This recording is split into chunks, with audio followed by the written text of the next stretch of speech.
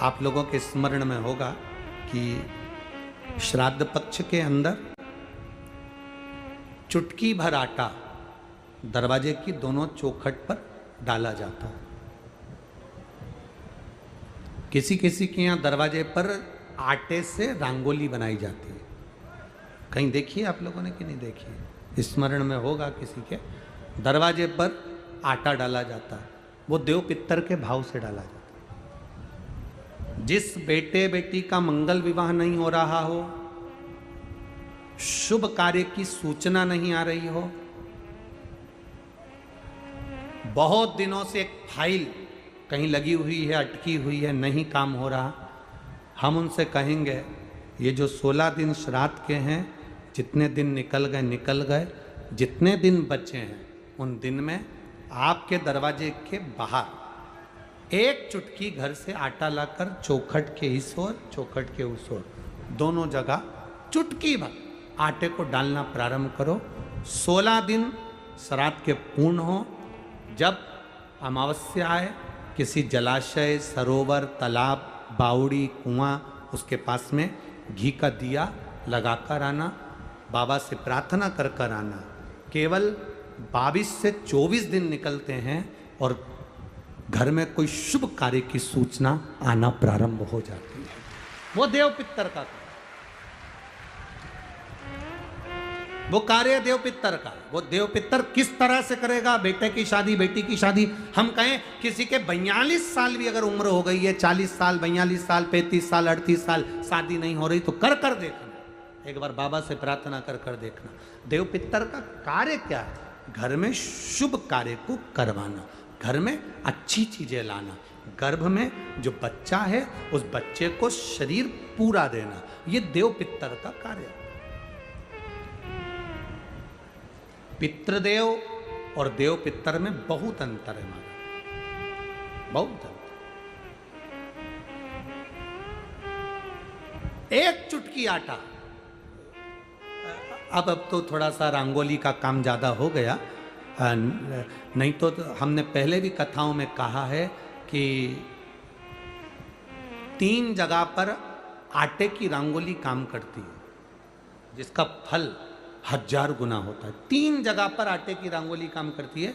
हमने पहले भी कहा, पहला पितरों की पूजन हो रही हो, पितरों का पाटा भरा रहा हो, पितरों के लिए जोत लग रही हो, पितरों के लिए या अन्य स्थान पर कहीं पूजन हो, तो वहाँ पर आटे की रंगोली काम आती है। वहाँ पर रंग बिरंगी या पत्थर की रंगोली नहीं, मिट्टी की रंगोली नहीं, आटे की रंगोली काम आती है। दूसरे नंबर पर तुम्हारे घर में यज्ञ हो रहा हो, घर के बाहर यज्ञ हो रहा हो, यज्ञ चल रहा हो, उस यज्ञ में 3 परिधियां बनती हैं ब्रह्मा विष्णु महेश की। देखिए आप लोगों ने, यज्ञ कुंड जो बनाया जाता है, उस यज्ञ कुंड पर पत्थर की रंगोली नहीं, मिट्टी की रंगोली नहीं, आटे की रंगोली डलना चाहिए। ये पहले डलती थी, अब लोगों ने फैशन में दूसरी डालना प्रारंभ कर दी। आटे की रंगोली डली होती है जब हम साकल्य छोड़ते हैं, अग्नि को जब हम साकल्य देते हैं, तो जिस आटे की रंगोली उस पर बनी होती है, तो हमारी जो साकल्य छोड़ी जाती है उसमें से एक अंश भाग हमारे पितरों के खाते में चला जाता है, जिससे पितरों की मुक्ति प्राप्त हो जाती है। तीसरा, आटे की रंगोली तीसरी, घर में शादी हो रही हो, मंडप बंधा हो, उस मंडप के नीचे जब पूजन हो रही हो, उस समय पर पत्थर की या मिट्टी की रंगोली नहीं। अगर पंडित पूजन करा रहे हैं या मंडप की पूजन हो रही है, जिसके नीचे लड़का लड़की की भांवर होगी, दूल्हा बैठेगा, दुल्हन बैठेगी, वहां मिट्टी की रंगोली या पत्थर की रंगोली नहीं, उस जगह पर आटे की, हल्दी की रंगोली डाली जाती है। अब आपके यहाँ डालते कि नहीं डालते पता नहीं, पर हमारे यहाँ शास्त्र रीति कहती है ये 3 जगह की जो रंगोलियाँ हैं, ये हमको आटे की रंगोली डलने से, क्यों?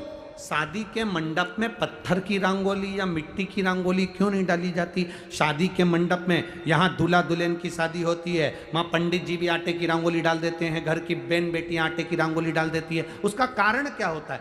जिसकी शादी में मंडप के नीचे आटे की रंगोली डलती है, वहां पितरों को निमंत्रण नहीं देने की जरूरत पड़ती। वहां पितर उस वर कन्या को आशीर्वाद देते हैं, जिससे उनका वंश बढ़ता है, वंश रुकता नहीं।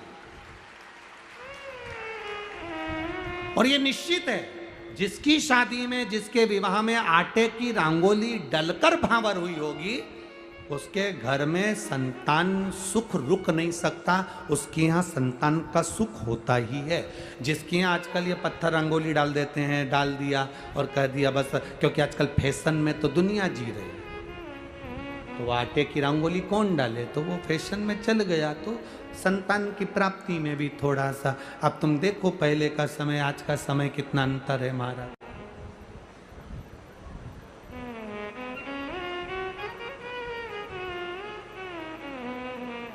पहले के समय में संतान का सुख शादी के 1-2 साल में प्राप्त हो जाता था। आज के समय में संतान का सुख जब तक डॉक्टर के यहाँ दोनों जांच नहीं करा कर आ जाए, दिखा कर नहीं आ जाए। सब लोग कह रहे हैं डॉक्टर साहब जरा देखो संतान, डॉक्टर साहब बोले जांच करना पड़ेगी, बहू की भी जांच हुई, बेटे की भी जांच हुई, सब अच्छा है, उसके बाद भी संतान का सुख नहीं, उसके बाद भी संतान की प्राप्ति नहीं। शिव तत्व को जानिए। शिव महापुराण की कथा कहती है 3 जगह आटे की रंगोली की मूलता है।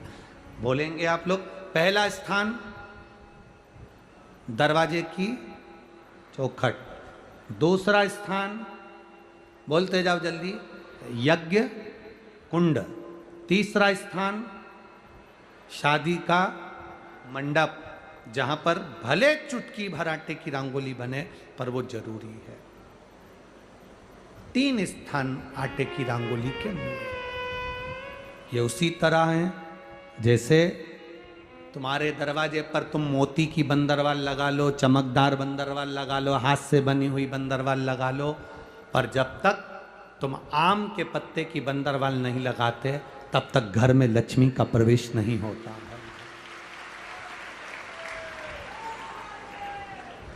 आम के पत्ते की बंदर,